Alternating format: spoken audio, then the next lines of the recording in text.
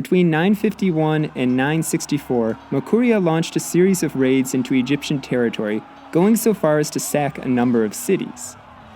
Why the usually peaceful kingdom acted like this is unknown. However, Egypt soon retaliated, occupying the city of Qasr Abrim, one of the last bastions of paganism during the Roman era, which had now become one of the main Christian centers in Upper Egypt or Lower Nubia.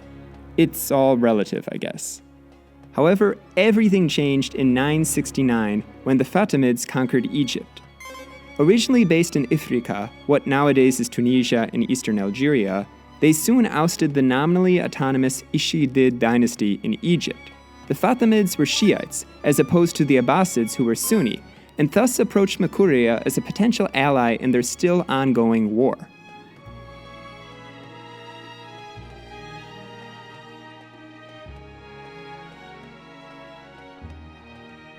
A decision was made to resume the Bakht, although Makuria refused the Caliphate's request for the kingdom to convert to Islam.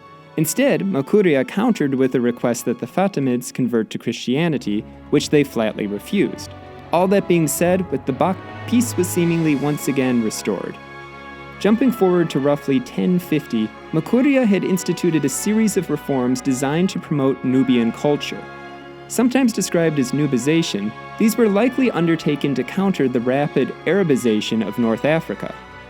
Former Makurian rulers were deified, and a new church was built in Baganarti, which soon became one of the most important in all of Makuria.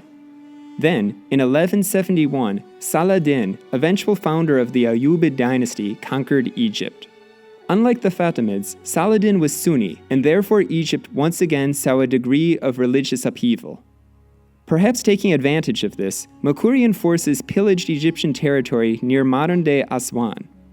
In response, Saladin tasked his brother, Turan Shah, with repelling the Makurians in January 1173, and shortly thereafter, Muslim forces captured Qasr Abrim.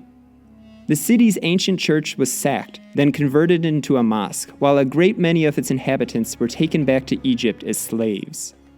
From Qasr Abrim, the Egyptians would launch a series of raids into Makuria, which may in part explain King Moses Georgios' refusal to accept Muslim terms for peace, going so far as to burn a cross onto the Egyptian emissary's hand with a hot iron. Turan Shah did not stay in the area for long, however, but rather left a detachment in Qasr Abrim. In 1175, Makuria moved to retake the city. However, before the battle actually occurred, the Egyptian commander drowned in the Nile River and his army melted away, which led to another roughly 100-year period of peace. That being said, Makuria had by this point already entered a slow but steady decline. The exact reasons for this are kind of unclear. Some historians have pointed to a severe dry period from roughly 1150 to 1500, or Bedouin invasions.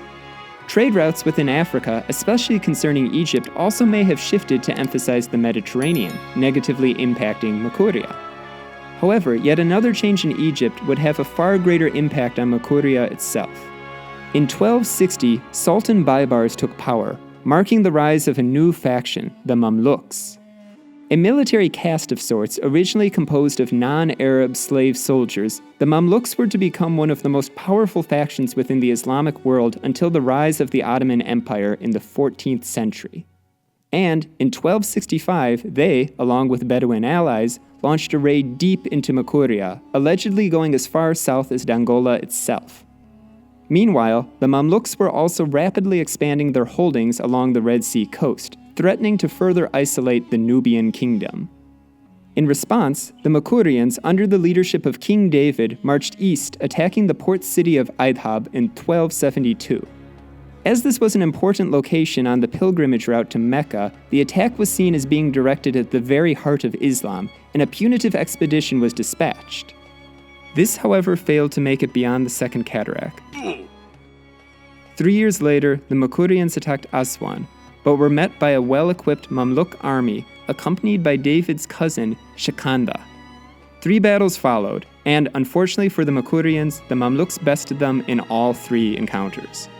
David fled upstream to the kingdom of Al-Abwab, which previously had been part of Alodia, but was handed over to Baybars and executed. Shikanda was then placed on the throne, and Makuria essentially became a vassal of the Mamluks, who maintained a garrison at Dongola from that point onward. But what goes around comes around, and one of Shikanda's relatives, Shamamun, led a successful rebellion in 1276, defeating the Mamluk garrison at Dongola.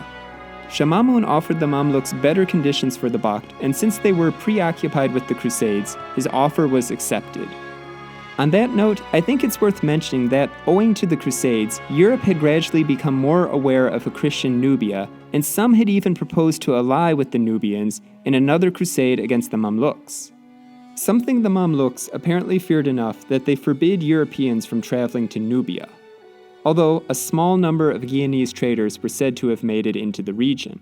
Nubian warriors also featured in a number of poems about the Crusades, and there may have even been a small Nubian community in the city of Famagustia on Crusader-controlled Cyprus.